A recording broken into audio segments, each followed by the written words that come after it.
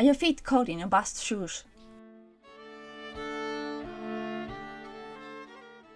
Perhaps you are still going barefoot in the snow. Are you fighting with your family for the single pair of boots you own? Those store-bought shoes feel too expensive? Well, there is a solution for you. Let's make a pair of tallukkaat. Tallukkaat are quilted shoes made out of wool and historically worn by commoners in Satakunta and Häme regions in Finland. They came in different shapes and sizes, but the common theme was the resourceful use of materials in hand to make a warm boot suitable for cold winters. In the 20th century, the practice of making tallukkaat was spread on special shoemaking courses. These were especially popular during difficult times like war or recession. Here are women from Lotta's Värld organization sewing boots during the World War II. Tallukkaat can be made out of wool scraps. I have this pattern. I hope it's my size, but let's see. It should be size 38, and that is sort of UK size 5 and US size 7, I think. I also have a pair of shoe lasts. I'm going to use these scraps of wool that I have. I think you may recognize this. This is the blanket I made my Iron Age costume cape from, and this is just another old wool blanket that I've used already for many different kinds of crafts. I think there should be like 3 layers. Let's see. The outer layer is going to be black wool fabric from the bolt because I don't have that many pieces of wool. And I think I'm going to add some kind of embroidery for decoration. And traditionally these would have fabric soles that would be sometimes enforced by tarring them with tar. But I think we'll skip the tar at this point because it's smelly and sticky and I have no idea even where to get it. And I'm going to add some rubber soles so that I can actually wear these shoes. I found my shoe lasts some time ago at the recycling center. They are slightly smaller than my pattern calls for, but I trust that the quilting will make the actual shoes a bit smaller so that they will finally fit my lasts. The first thing to do is to make the pattern for the soles. I tape this paper to the sole of the last and trace the edge with a pencil.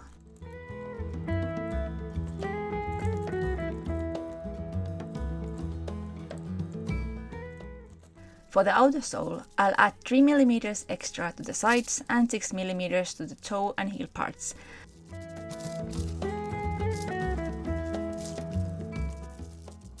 I also draw the heel to the pattern. At this point, I started looking at my lasts a bit more critically. They are a bit narrow for the winter boots. I decided to modify the shape a bit, trusting that the actual sole would not change all that much. I'll use milliput, that is air hardening epoxy putty. It comes in 2 parts like this that you have to mix up to activate the product. In the old times, the makers of tallukkaat had often the same problem. These lasts have been modified by adding some leather and felt. Now that the putty is blended, I'll start adding it to the lasts. I don't need to add much, I only want to round the toe part and add just a little bit extra height.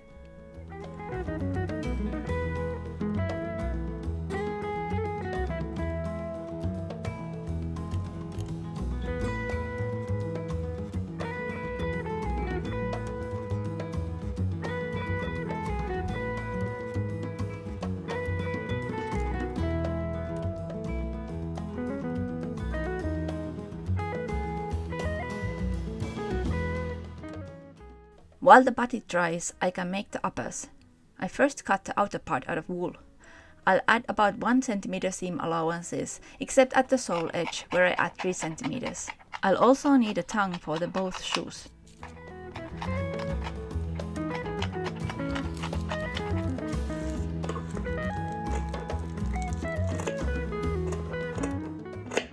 I'm making the lining from this printed cotton piece I had in my storage.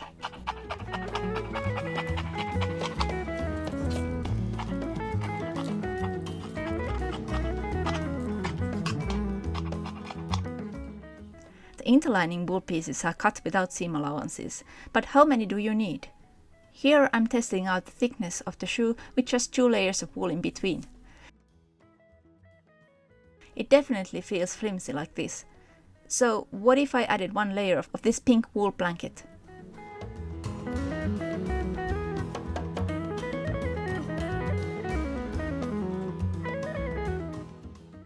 This feels much better.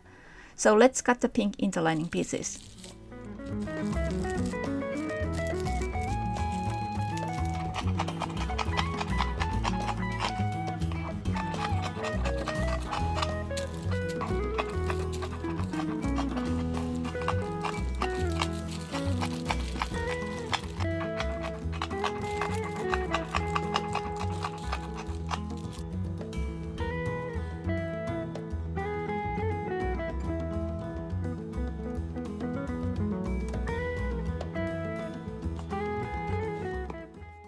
I also need some interfacing to strengthen the toes, heels and the lacing holes.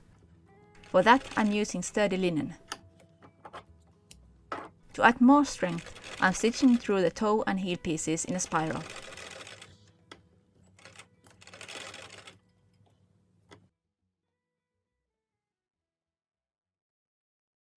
Then I baste the interfacings in place.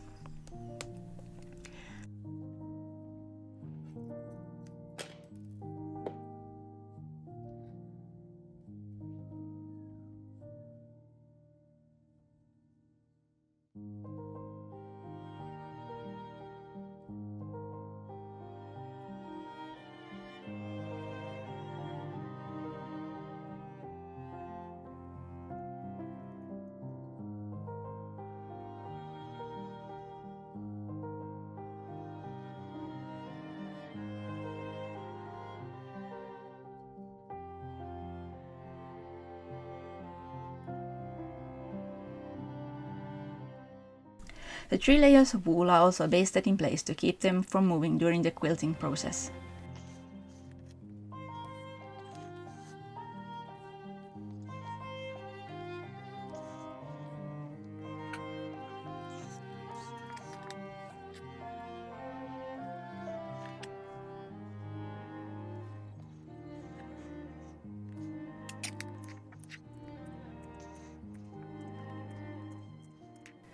I decided to attach the tongue lining by hand, so I'm basting down the seam allowances before inserting the lining.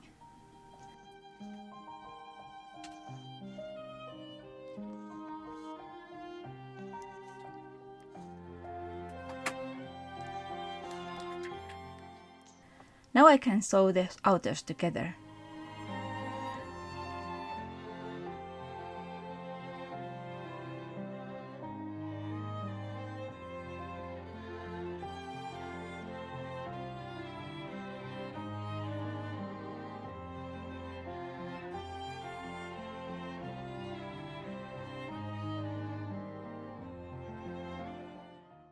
I didn't want the edges of the wool interlining to misbehave, so I basted the seam allowances to the interlining.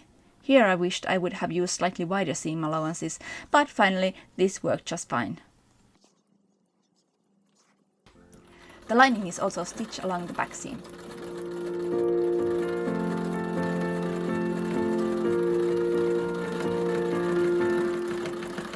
Then the seams are top stitched and the seam allowances are tackled down.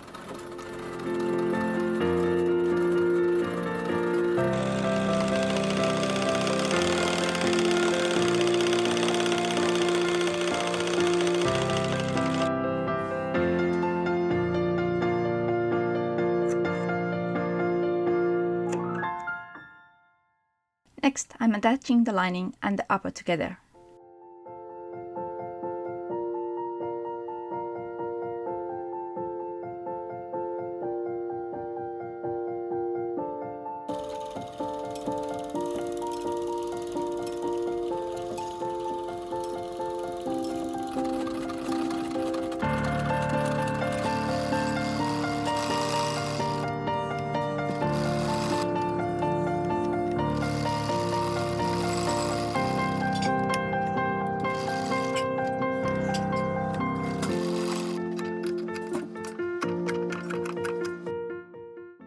Now we can turn this piece the right way around and start the quilting process.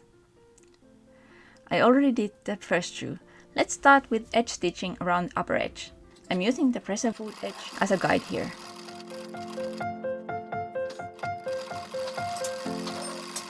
I'll also quilt the tongue.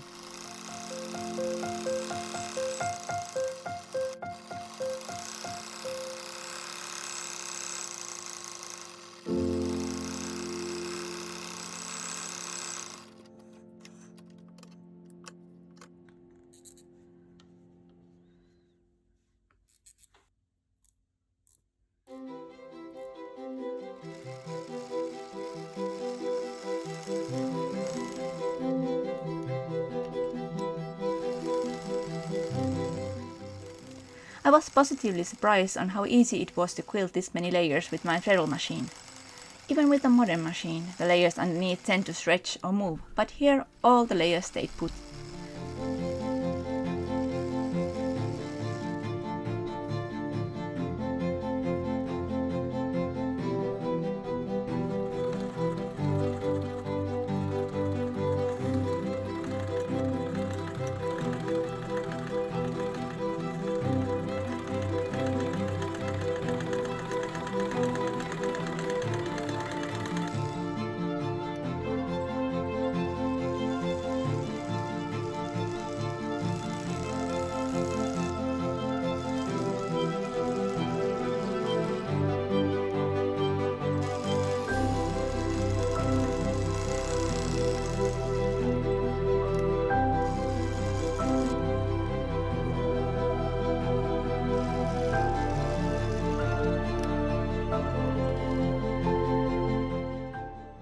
At this point, I'll need to make the holes for the shoelaces.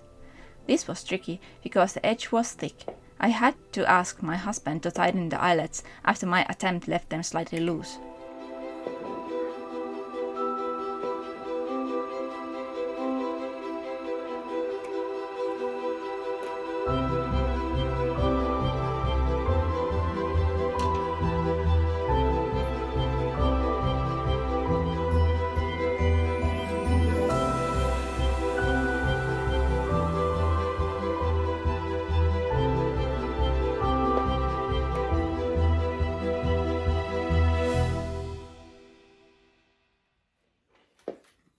My pattern suggests using pieces cut from an old felt shoe to make the inner sole.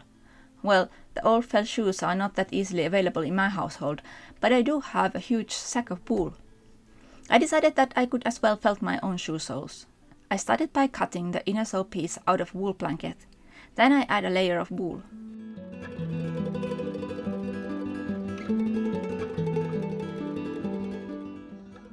Attached the wool with a few pokes with my needle felting tool and then started felting the sole. The needle felting needles have tiny prongs that grab the wool fibers, felting them together. I'll continue felting and adding wool until my sole is about 5 mm thick.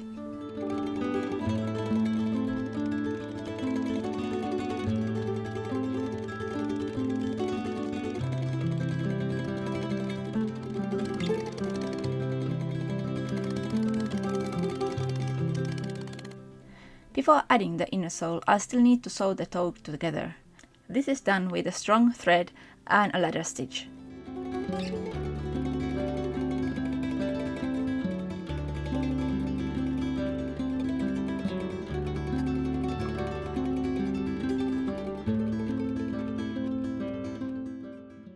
I'll add a back stitch once in a while to make it easier to keep the tension.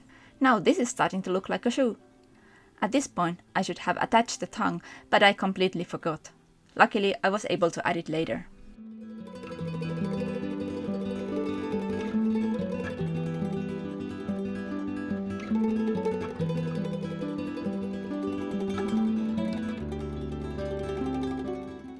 The sole stretched a bit during the needle felting, so here I'm trimming away the extra.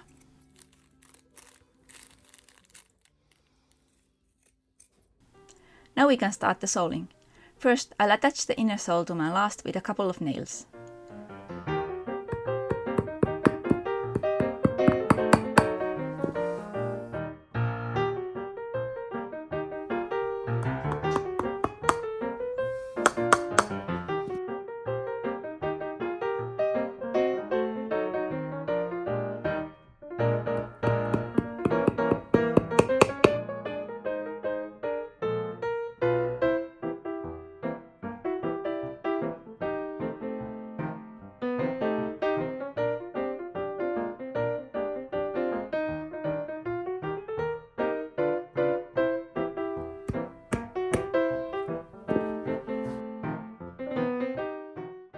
These notches will help to reduce bulk later.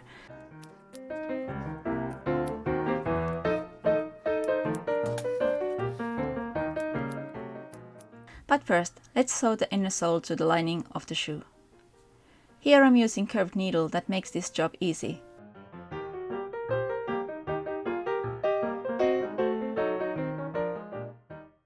Then the upper is stretched around the edges of the sole and sewn in place.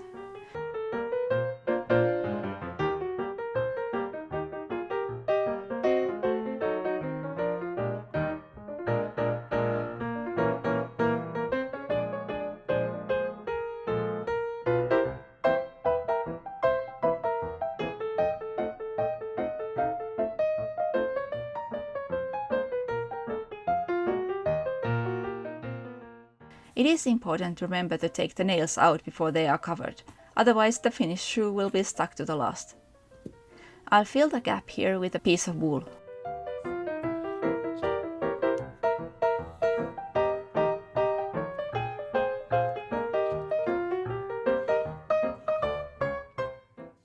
At this point I realized I had forgotten to attach the tongue.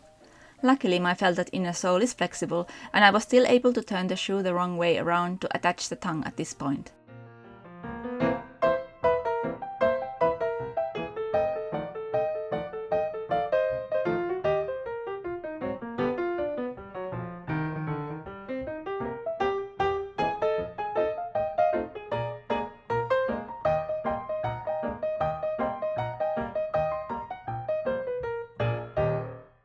I'll add some reinforcing stitches here where the seam takes the most strain.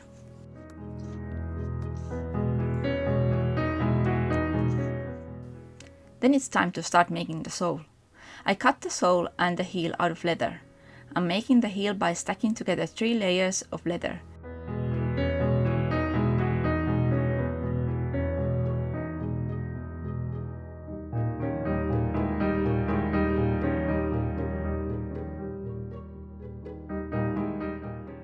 The outermost sole will be rubber that I bought from a shoemaker. This makes the sole non-slippery.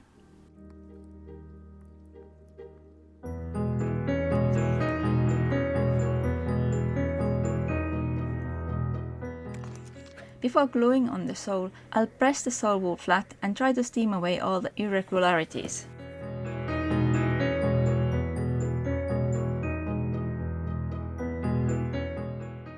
I'll trace the other sole to the shoe so that I know where I'm supposed to spread the glue.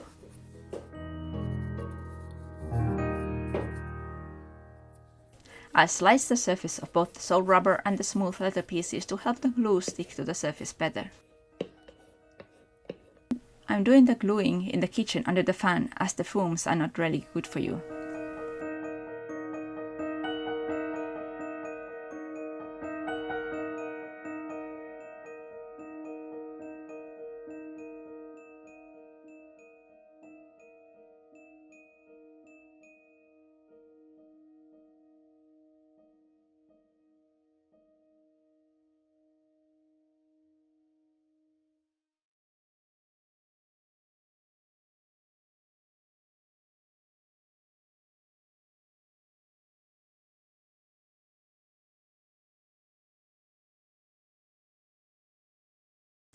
Now it is time to add a bit embroidery. Okay, I know that those historical boots were quite plain, but I just couldn't resist. I decided to go with a folk theme and just design on the go. I started with this circular motif that might be the sun, or a flower, or perhaps the tree of life with the branches reaching towards the sky and the underworld. The grid in the middle is an old pattern that symbolizes fields and fertility. This kind of embroidery was often used in Western Finland to decorate blankets. Nowadays you can most often see this in folk costume pockets.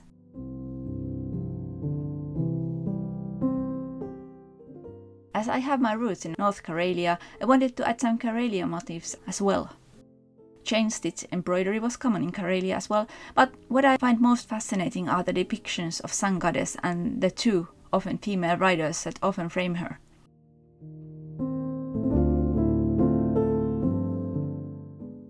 Birds were also a common motif. In fact, in ancient Finnish art, horses and waterbirds blend together, so that you may have horses with waterbird flippers. I didn't have much room, but I added horse with a rider to one shoe and a bird to another. What I also love in these traditional embroideries is the imperfection. Often patterns are a bit asymmetric and it looks like there are errors. The acceptance of imperfection is freeing in today's performance-obsessed world. Thus, I decided to make both shoes different and accepted my errors and wavering lines.